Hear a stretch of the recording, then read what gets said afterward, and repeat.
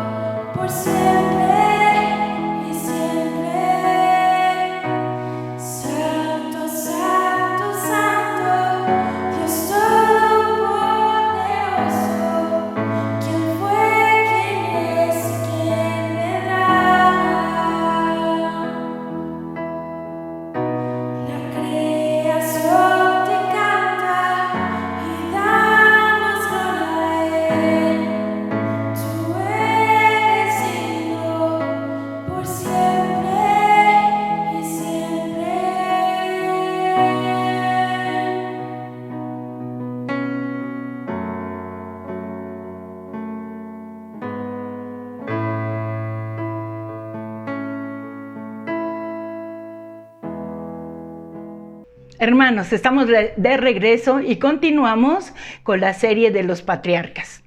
Y vamos a recordar un poco del estudio anterior. En ese estudio anterior vimos que Jacob, el engañador, había recibido un nombre nuevo, Israel.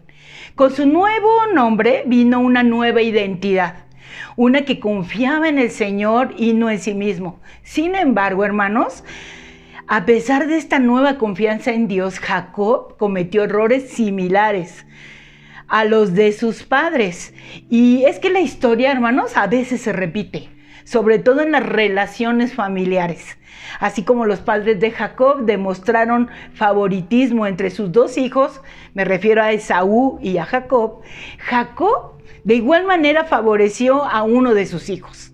Su nombre es José, el hijo de su amada esposa Raquel. Y esto lo encontramos en Génesis capítulos del 37 al 50, donde se centra en la presencia de Dios en la vida de José. Nuestro estudio de hoy se titula José, el líder misericordioso. Hoy, hermanos, en este estudio vamos a aprender que la historia de José muestra cómo Dios encamina para bien algo malo. Veremos cómo José pasó por un camino largo y tortuoso para llegar a donde Dios quería que estuviera. Su trabajo, el trabajo de José, no era manipular sus circunstancias, sino permanecer fiel y confiar en los planes y en los propósitos de Dios. Le repito esta frase. Su trabajo no era manipular sus circunstancias, sino permanecer fiel y confiar en los planes y los propósitos de Dios. Pues, sin más preámbulo, vamos al relato bíblico, hermanos, que se encuentra en Génesis capítulo 37, del versículo 25 al 27. Voy a compartir Nueva Traducción Viviente. Dice de esta manera: una noche José tuvo un sueño y cuando se lo contó a sus hermanos, lo odiaron más que nunca. Escuchen este sueño, les dijo. Resulta que estábamos en el campo atando gavillas de grano. De repente mi gavilla se levantó y las gavillas de ustedes se juntaron alrededor de la mía y se inclinaron ante ella. Sus hermanos respondieron: ¿así que crees que serás nuestro rey? No es verdad. ¿De verdad? ¿De veras? ¿De verdad piensas que reinarás sobre nosotros? Así que lo dieron aún más debido a su sueño y a la forma en que los contaba. Al poco tiempo, José tuvo otro sueño y de nuevo se los contó a sus hermanos. Escuchen, tuve otro sueño, les dijo. El sol, la luna y 11 estrellas se inclinaban ante mí. Esta vez le contó el sueño a su padre, además de a sus hermanos, pero su padre lo reprendió. ¿Qué clase de sueño es ese?, le preguntó. ¿Acaso tu madre, tus hermanos y yo llegaremos a postrarnos delante de ti? Sin embargo, mientras los hermanos de José tenían celos de él, su padre estaba intrigado por el significado de los sueños. Poco tiempo después, los hermanos de José fueron hasta Siquem para apacentar los rebaños de su padre. Cuando ya llevaban un buen tiempo allí, Jacob le dijo a José: tus hermanos están en Siquem apacentando las ovejas. Prepárate, porque te enviaré a verlos. Estoy listo para ir, respondió José. Ve a ver cómo están tus hermanos y los rebaños, le dijo Jacob. Luego vuelve aquí y tráeme noticia de ellos. Así que Jacob despidió a José y él viajó hasta Siquem desde su casa, en el valle de Hebrón. Cuando José llegó a Siquem, un hombre de esa zona lo encontró dando vueltas por el campo. ¿Qué buscas?, le preguntó. Busco a mis hermanos, contestó José. ¿Sabe usted dónde están apacentando sus rebaños? Sí, le dijo el hombre. Se han ido de aquí, pero los oí decir: vamos a Dotán. Entonces José siguió a sus hermanos hasta Dotán y allí los encontró. Cuando los hermanos de José lo vieron acercarse, lo reconocieron desde lejos. Mientras llegaba, tramaron un plan para matarlo. Aquí viene el soñador, dijeron. Vamos, matémoslo y tirémoslo en una de esas cisternas. Podemos decirle a nuestro padre: un animal salvaje se lo comió. Entonces veremos en qué quedan sus sueños. Pero cuando Rubén oyó el plan, trató de salvar a José. No lo matemos, dijo. ¿Para qué derramar su sangre? Solo tirémoslo en una cisterna vacía aquí en el desierto. Entonces morirá sin que le pongamos una mano encima. Rubén tenía pensado rescatar a José y devolverlo a su padre. Entonces cuando llegó José, sus hermanos le quitaron la hermosa túnica que llevaba puesta. Después lo agarraron y lo tiraron en una cisterna. Resulta que la cisterna estaba vacía, no tenía nada de agua dentro. Luego, justo cuando se sentaron a comer, levantaron la vista y vieron a la distancia una caravana de camellos que venía acercándose. Era un grupo de mercaderes ismaelitas que transportaban goma de resina, bálsamo y resinas aromáticas desde Galat hasta Egipto. Judá dijo a sus hermanos: ¿qué ganaremos con matar a nuestro hermano? Tendríamos que encubrir el crimen. En lugar de hacerle daño, vendámoslo a estos mercaderes ismaelitas. Después de todo, es nuestro hermano, de nuestra misma sangre. Así que sus hermanos estuvieron de acuerdo. Este es el relato bíblico, hermanos. Y cabe mencionar que en la antigüedad, sin el beneficio de la palabra escrita como la tenemos hoy en día, Dios usó una variedad de métodos para comunicarse con su pueblo. En el caso de los patriarcas, a menudo utilizó sueños. En sueños Dios le habló a Abraham sobre la esclavitud en Egipto. Ahí lo vemos en Génesis capítulo 15, versículo 13. Después el Señor dijo a Abraham: ten por seguro que tus descendientes serán extranjeros en una tierra ajena, donde los oprimirán como esclavos durante 400 años. También le prometió protección y prosperidad para Jacob. Allí en Génesis 28, versículo 15 dice: además yo estoy contigo y te protegeré donde quiera que vayas. Llegará el día en que te traeré de regreso a esta tierra, no te dejaré hasta que haya terminado de darte todo lo que te he prometido. Así como ya hemos leído, hermanos, José también tuvo una serie de sueños y lo comparte con su familia. Al oírlo, Jacob, el padre, lo reprende. Los hermanos de José estaban celosísimos de él, envidiándolo y envidiaban el amor de su padre y los sueños divinos que José les contaba. En lugar de tener paz con su padre y sentir emoción por las bendiciones de José, o usarlo en esta ocasión para autoexaminarse, llenos de celo, odiaron a José y esperaron el momento para hacerle daño. Cuando llegó el día y José no contaba con la protección de su padre en esa tierra lejana, sus hermanos decidieron actuar. Sin saber, pues con certeza, hermanos, si los sueños de su hermano venían de parte de Dios, ellos solo querían asegurarse de que nunca se inclinarían ante él, ni siquiera si el plan de Dios para José era convertirlo en una persona poderosa. Para cubrir sus acciones, vemos que los hermanos le dirían a su padre que un animal feroz se había comido a José. Alimentándose de odio mutuo, sus celos solo crecieron más y sin vergüenza ejecutaron ese plan malvado. El pecado, que siempre ama la compañía, convirtió a sus hermanos en una turba cruel. Es Rubén quien convenció a sus hermanos, como vemos en el relato, de que lanzar a José a una cisterna profunda era la mejor opción, donde moriría supuestamente a causa de cosas naturales. Era una mejor opción para ellos y además los libraría de una culpa más penosa. Aunque ellos no lo sabían en aquel momento, lo que los hermanos pretendieron para mal, Dios lo usó para bien. En cuanto a José, bueno, cuando llega, sus hermanos se lanzan sobre él y le arrancan su túnica, esa túnica preciosa, esa túnica envidiada y también odiada.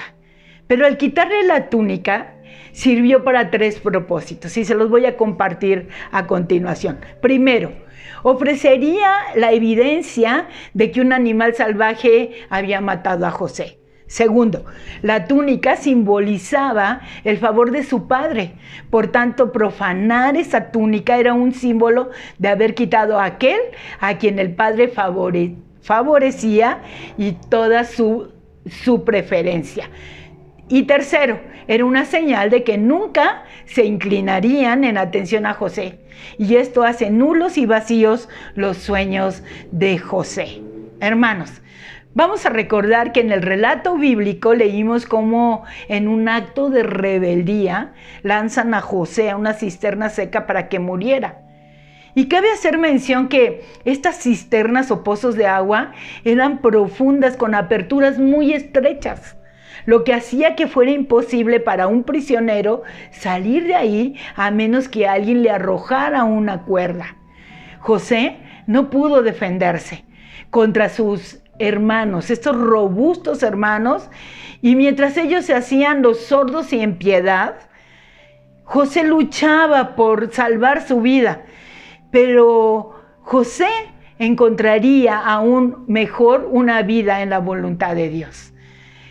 Lo que los hermanos de José hicieron a continuación es impensable y hasta imperdonable.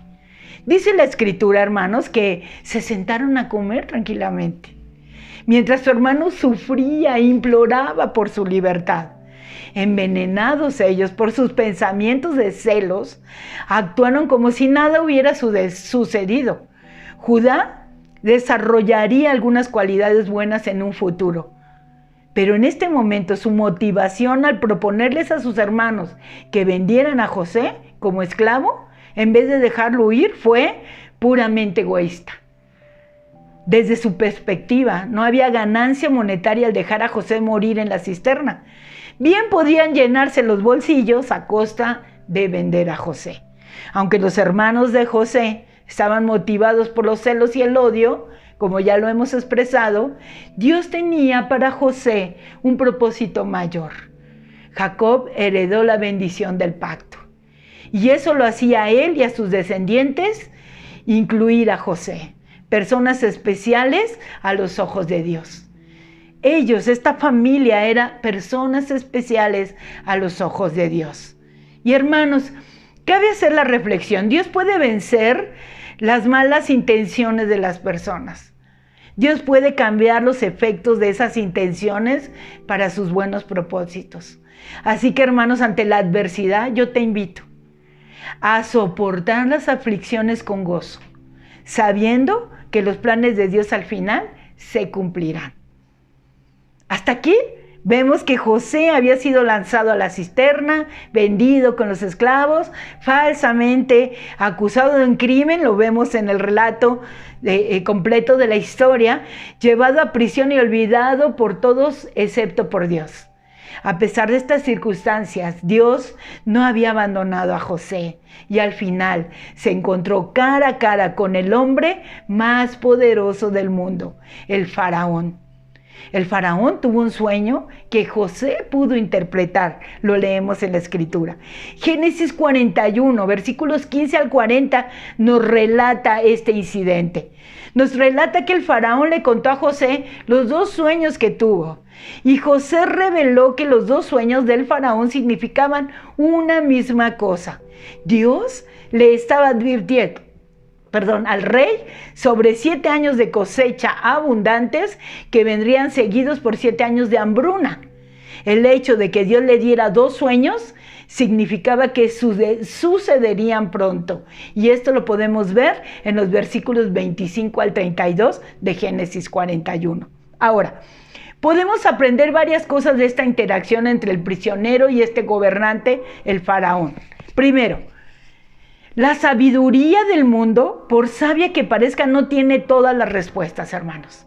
Algunas cosas no se pueden explicar o descubrir por la intervención humana. Segundo, en tiempos de adversidad debemos seguir sirviendo a Dios. A pesar del largo periodo en prisión, José nunca titubeó en obedecer.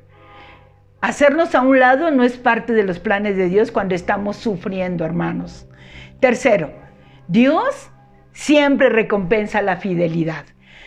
Por mantenerse fiel, Dios bendijo a José con la interpretación de los sueños del faraón. Y cuarto, podemos señalar a Dios como la fuente de sabiduría a la hora de enfrentar situaciones difíciles. Al rechazar toda la gloria para sí, José le dio a Dios todo el crédito. Al hacer eso, le presentó al faraón al único Dios verdadero. En vez de llenarse de orgullo, José honró a Dios. Así que con total confianza en Dios, José valientemente delineó un plan delante del faraón para los próximos 14 años, hermanos. Uno que sostendría la tierra en medio de lo que se avecinaba. Sin embargo, había una verdad más profunda en juego aquí. Dios no solo usaría a José para sustentar la tierra, sino que posicionaría a José para el futuro de su pueblo. Así que es alentador que Dios en ocasiones coloque a su gente en posiciones clave para representar sus intereses. No temas, hermano, hermana, a estas oportunidades divinas. Búscalas y tómalas para la gloria de Dios. Después de enfrentar años de prisión, José sabía que lo peor que el faraón podía hacer era quitarle la vida, y eso lo llevaría a la presencia de Dios. Como ninguno de sus consejeros pudo discernir los sueños, el faraón concluyó que José era el más sabio que cualquier persona en Egipto, incluso él, y quien probablemente no tenía de ese conocimiento previo del único Dios verdadero. Pero sabía que su espíritu estaba sobre el joven, identificaba la sabiduría de Dios en la vida de José. Impresionado con eso, y impresionado con José, el faraón lo hizo el segundo gobernante en Egipto. Y así vemos cómo Dios había equipado a José para este momento. Las cosas que José padeció a manos de sus hermanos, como esclavo, como mayordomo, como prisionero, todas y cada una lo prepararon para la tarea que estaba a punto de asumir. De repente, todas las lecciones aprendidas se juntaron delante de José y dieron sentido a todas las duras experiencias. Al igual que José, podemos confiar en que Dios nos equipará para cumplir sus propósitos en nuestra vida. Génesis 45, del 1 al 15, nos muestra que llegó el momento de la hambruna devastadora. Golpeó la tierra como José predijo. Produjo esa hambre generalizada. Entonces, al enterarse de que Egipto tenía reservas de alimento, Jacob envió a sus hijos con la esperanza de que pudieran comprar alimento suficiente para sobrevivir en medio de la crisis. Después de una serie de encuentros con sus hermanos, José no pudo contenerse más. Al no querer extraños implicados en esa tierna reunión familiar, José ordenó que todos salieran. Incontenible, lloró tan alto que todos los que esperaban afuera de la habitación lo escucharon. Las palabras que se traduce como lloró indica un llanto inundado en lágrimas, conmovido de emoción. José invita a sus hermanos a que se acercaran y les revela quién era él. Les habló no para condenarlos, sino que sus palabras fueron de identificación, de restauración y de sanidad y de aliento. El secreto familiar ya no era más un secreto. José estaba delante de ellos. Y aunque no todas las situaciones son reconciliables, siempre que sea posible, los creyentes en Cristo debemos procurar la reconciliación con aquellos con quienes estamos separados, hermanos. La reconciliación es uno de los temas principales de la Biblia que enfatiza la importancia de reconciliarse con Dios. Por esta misma razón Jesucristo vino al mundo. José entendió que Dios había ido por encima de la actitud llena de odio y las acciones malvadas de sus hermanos y las había encaminado a bien.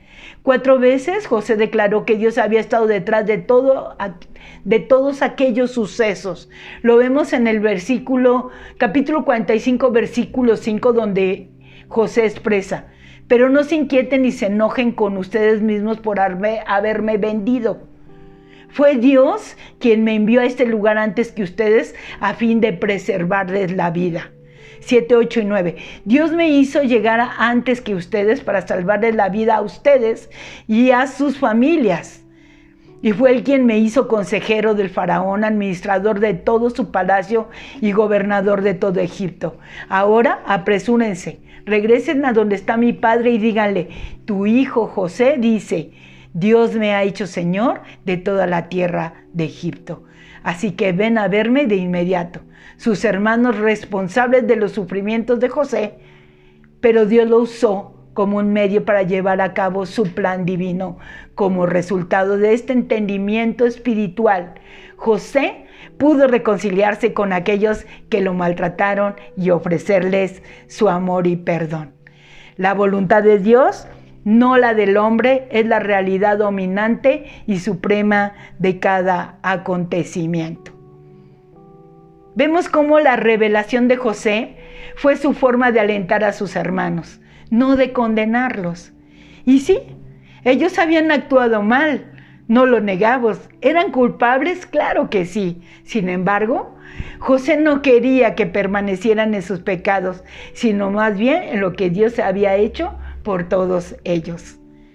En su soberanía, Dios había puesto a José en una posición donde era considerado un padre, consejero para el faraón, señor, amo, sobre toda la casa del faraón y su familia extendida, y un legislador, gobernador sobre todos en Egipto. Sin que los hermanos de José se dieran cuenta, el Señor los usó para cumplir la promesa de su pacto con Abraham, que de él saldría una nación, como lo leemos en Génesis capítulo 12, versículos del 1 al 3. Vemos que el entendimiento de José del panorama general es la razón por la que pudo perdonar a sus hermanos. Génesis 50, 20, le comparto Reina Valera 60, nos muestra lo que José dice a sus hermanos. Vosotros pensasteis mal contra mí, mas Dios lo encaminó a bien para hacer lo que vemos hoy, para mantener en vida mucho pueblo. Dios siempre obra de maneras que no podemos ver o comprender. José, líder misericordioso, enfrentó muchos desafíos, pero en cada ocasión Dios se mostró fiel. José usó su posición de liderazgo para servir a aquellos a quienes dirigía en vez de exaltarse a sí mismo. Oremos, hermanos. Dios, muchas gracias por este estudio. La historia de José nos muestra cómo tienes el poder de encaminar para bien algo malo. A pesar de que José pasó por un camino largo y tortuoso para llegar donde tú quisiste que estuviera, en medio de esto le diste la capacidad de entender que su trabajo no fue manipular sus circunstancias, sino permanecer fiel y confiar en tus planes y propósitos. Dios, hoy reconocemos y te pedimos nos perdones porque en algún momento hemos dudado de que tú tienes el poder para encaminar todas las cosas para nuestro bien y para tus propósitos. Necesitamos ese mismo y asombroso entendimiento que tenía José. Necesitamos la ayuda de tu Espíritu Santo para ser fieles, obedientes y compasivos como José, el líder misericordioso, y darte toda la gloria y la honra solo a ti. Amén. Hermano, toma nota de las siguientes reflexiones y comparte tu respuesta con tu grupo. Número 1, ¿hay alguien en tu vida a quien te es difícil perdonar? Número 2, ¿en qué medida la historia de José te alienta para perdonarles? Número 3, ¿qué te enseña la historia de José sobre cómo vivir mientras esperas que Dios cumpla sus promesas? Y por último, no olvides memorizar Génesis 50, 20. Muchas gracias por tu atención. Dios les bendiga. Hasta pronto.